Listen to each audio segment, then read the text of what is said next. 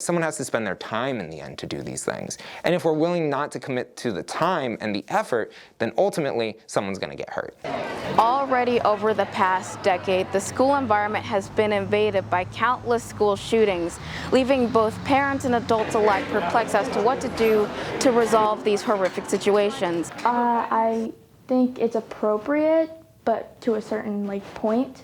I don't think that they should have it on them for students to see. I think there's certain teachers that I wouldn't trust with a gun, because I know teachers that get mad quickly, you know what I'm saying? Well, I think that depends on if the teacher knows how to use a gun. So if there's proper training, maybe that would be acceptable, but I don't use guns, so it wouldn't be acceptable to me. I am not trained to have a firearm. I will never be trained enough to use a firearm in a high-stress situation where I have to make life or death decisions in the matter of seconds. Situations like these would of course go over into the hands of the school's police officer, thanks to the Guardian program. But thanks to the extension that was signed into law in 2019, teachers are allowed to volunteer as school guardians with training from the county sheriff. I wouldn't want my kid in their class if they weren't fully trained. If they were just carrying a weapon, no, I wouldn't want my kid unless they were fully trained and equipped and had the right mental capacity. I wouldn't want my kid in their class in that situation.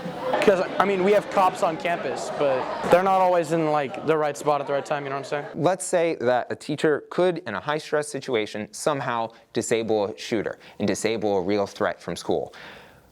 But what is more likely to happen? That one time a good guy with a gun actually works out, or all the other possible injuries we could have? And when you look at both of them, you really start to look and say, oh, I don't know if I want to validate this reason for the collateral damage that could happen. I wouldn't, I'd be indifferent to it, but I don't want them to have a gun.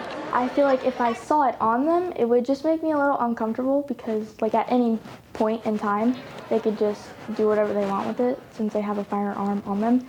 Rather than if it was in a drawer, they'd have to go to the drawer and go get it. Because I feel like a lot of people have it as safety, but they don't know how to properly use it like they should. So they should get the training that they need.